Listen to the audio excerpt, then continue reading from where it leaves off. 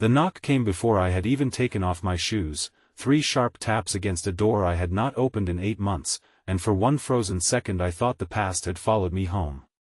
Sunlight was still pouring through the hallway window, warm and golden, but the house felt cold enough to hold its breath.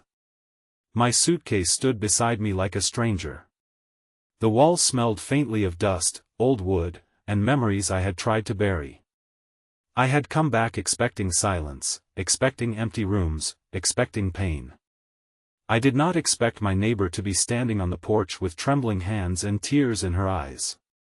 Before we go further, if you believe in kindness, second chances, and the quiet miracles that can happen when one person refuses to give up on another, please like, comment, share, and subscribe to the channel Lifeline Diaries.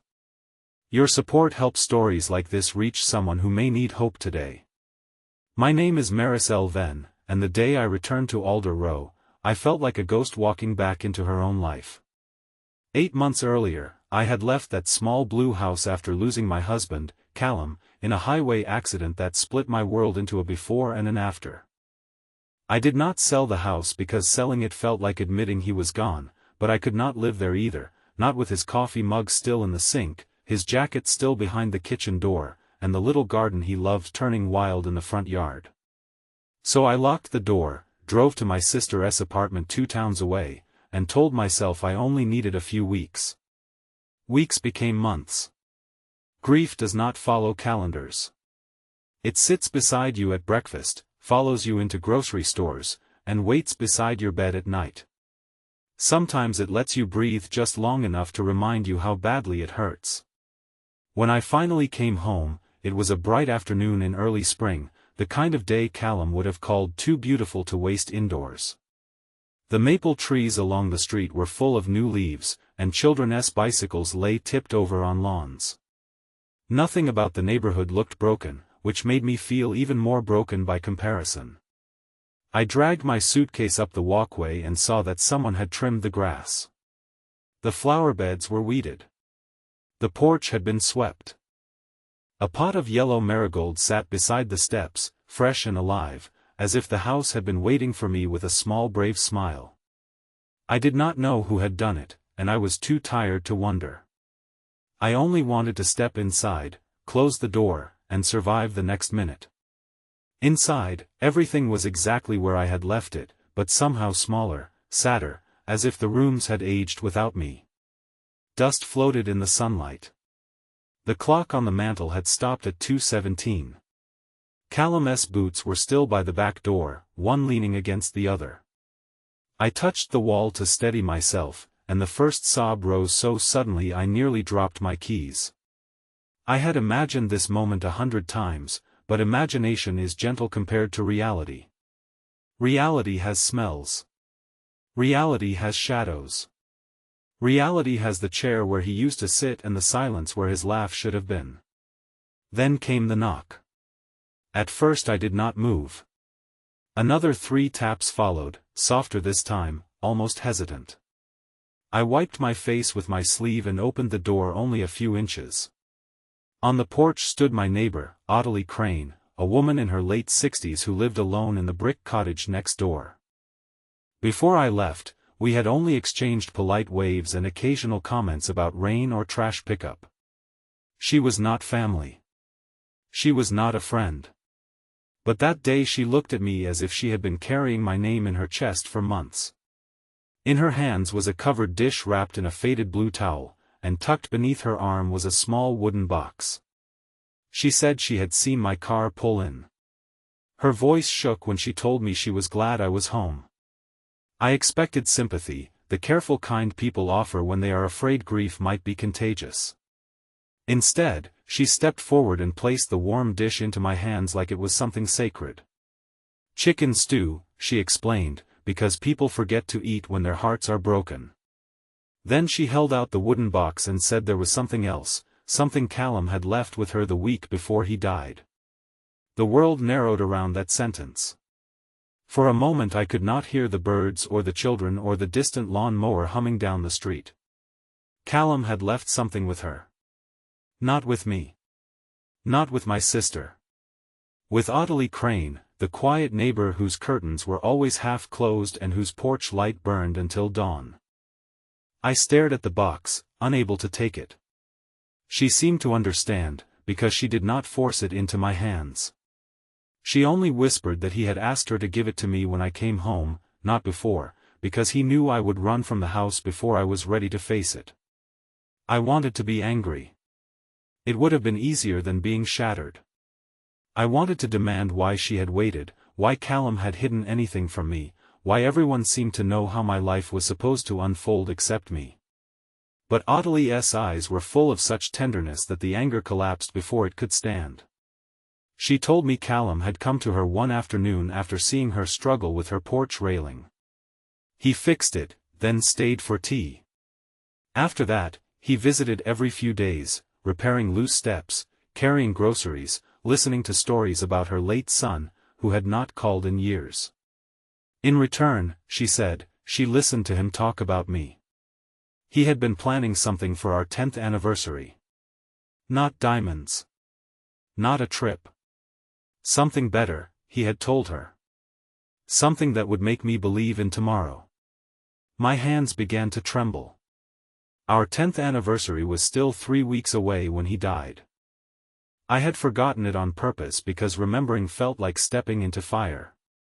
Ottilie asked if she could come in, and I nodded because my legs no longer felt strong enough to keep me standing. We sat at the kitchen table, the same table where Callum and I had eaten burned pancakes and argued lovingly about bills and folded laundry on Sunday nights. Ottilie set the wooden box between us. It was simple, polished smooth, with my initials carved on top. MV. I ran my fingers over the letters and felt the last months inside me crack open. Inside was a stack of envelopes tied with twine, a small brass key, and a photograph of Callum standing in the overgrown backyard, smiling in his old green sweater. On the back, in his handwriting, were the words, "For when the house feels too empty." I pressed the photograph to my chest and cried in a way I had not cried before. Not the silent, careful crying I had done in my sister's bathroom. This was the kind that takes the whole body, the kind that sounds almost animal, the kind that makes another person reach across the table and hold your hand without asking permission. Ottilie stayed. She did not tell me to be strong. She did not say everything happens for a reason. She only warmed the stew, made tea, and sat beside me while I opened the first envelope. Callum's letter began with a joke about how he hoped I had not thrown away his terrible garden gloves. Then the words softened. He wrote that loving me had been the honor of his life. He wrote that if he ever left first, he wanted me to know that the house was not a museum for grief. It was a place for living. He asked me to open one envelope each week and do one thing inside it, not for him, but for myself. The first note asked me to sit on the porch at sunrise and drink coffee from his favorite mug. I laughed through tears because it sounded so small, so impossible, and so exactly like him. The brass key, Ottilie explained, opened the shed in the backyard. Callum had been working on something there. I could not face it that day. Even breathing felt like work. But before Ottilie left, she told me she had been caring for the yard because Callum had once cared for hers, and because grief should never have to pull weeds alone. That night, I slept on the couch with every light on. Morning came pale and gentle, and I almost ignored the letter. But guilt, love, and curiosity pulled me upright. I made coffee, poured it into Callum's chipped mug, and sat on the porch as the sun rose over Alder Row. At first it hurt. Everything hurt. But then a little boy rode past on a red scooter and waved. A dog barked at a squirrel. Ottilie opened her curtains and lifted her hand. The world had continued without my permission, and for the first time, I wondered whether continuing was not betrayal but courage. Weeks passed in small steps. One letter asked me to bake the lemon cake I always ruined, and I did, burning the edges and laughing alone in the kitchen until I cried. Another asked me to plant basil in the window box, because Callum said no home was truly hopeless if basil could grow there. Another told me to call someone I had pushed away. I called my sister, Soraya, and apologized for shutting her out. She cried too, and the next weekend she came over with cleaning supplies, fresh curtains, and the fierce determination of someone who loves you enough to be annoying. Through it all, Ottilie appeared like a quiet guardian. She brought soup, borrowed sugar she did not need, and slowly became part of my days. I learned she had lost her husband years before and her only son, Revan, not to death but to bitterness. They had argued over money, pride, and old wounds, and silence had grown between them like a wall. She never said she was lonely, but I saw it in the way she lingered by the gate, in the way she watched families through windows, in the way she saved half of every pie as if someone might come home hungry. The real turning point came on the 5th week, when Callum's letter told me to open the shed. I stood before the weathered door with the brass key shaking in my hand. Ottilie stood beside me but did not touch me. The lock clicked open. Inside, dust and sunlight revealed a room transformed. Callum had turned the old shed into a small studio, with shelves, a workbench, a skylight, and jars of paint lined against the wall. Years earlier, before bills and hospital visits and ordinary exhaustion, I had painted. I had filled canvases with bright skies and crowded streets and faces full of feeling. After Callum died, color had left me. But he had remembered the part of me I had abandoned. On the workbench was one final note that said, "Make something ugly if you have to. Just make something." I did. That first painting was awful. It was mostly gray and blue and anger. But I painted until my shoulders ached. The next day, I painted again. Ottilie began sitting in the doorway, knitting while I worked. Sometimes Soraya joined us. Sometimes neighborhood children peeked in and asked questions. Slowly, the shed became less like a secret and more like a heartbeat. Then, one afternoon, Revan Crane appeared at Ottilie's gate. He was tall, tired-looking, and carrying years of regret in his posture. He had found one of Callum's old notes in his mother's mail drawer, a note encouraging Ottilie to call him before pride stole more time. She had never sent the letter she wrote afterward, but somehow he had received a copy weeks later. Callum had mailed it before he died, with Ottilie's permission from a conversation she barely remembered through tears. Revan came home not because everything was fixed, but because one dead man's kindness had reached across a broken family and tugged on what love remained. I watched mother and son stand in the garden, both too stubborn to move first, until Ottilie finally crossed the grass and collapsed into his arms. It was not a perfect reunion. Real life rarely gives clean endings. There were apologies, explanations, pauses heavy with old pain. But there was also tea on the porch, Revan repairing the loose mailbox, and Ottilie smiling in a way that made her look 20 years younger. That day I understood something I had missed in my grief. Callum had not left behind one gift. He had left behind a chain of kindness, and every person brave enough to hold it became part of the healing. By summer, the little blue house no longer felt like a tomb. It became a place people came to. I opened the shed every Saturday for anyone who wanted to paint, mend, talk, or simply sit where silence was welcome. Ottilie taught children how to make blackberry jam. Soraya organized shelves and pretended not to cry whenever she found one of Callum's handwritten labels. Revan built a long table from reclaimed wood, and we placed it under the maple tree. Neighbors who had lived beside each other for years finally learned names, stories, losses, and dreams.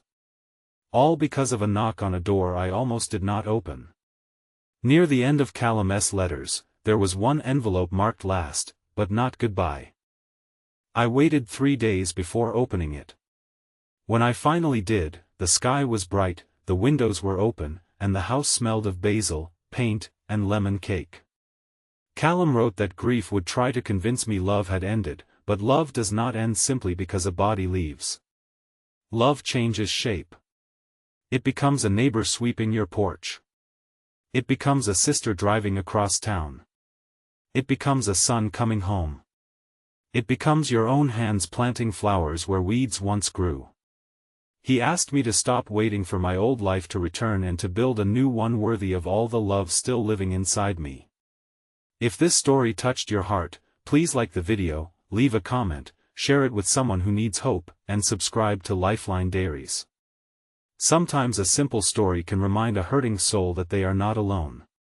Special request, comment I still believe in kindness if you have ever been helped by someone when you needed it most. On the first anniversary of Callum's passing, I did not spend the day alone. We gathered in the backyard at noon, beneath sunlight that fell softly through the maple leaves. Ottilie brought stew. Soraya brought flowers. Revan brought a small wooden sign he had carved for the shed. It read, "Tomorrow Studio." I stood there with paint on my hands, tears on my cheeks, and people around me who had become family in the most unexpected way. I looked at the porch, remembering the knock that had frightened me, the box that had broken me, and the kindness that had slowly stitched me back together.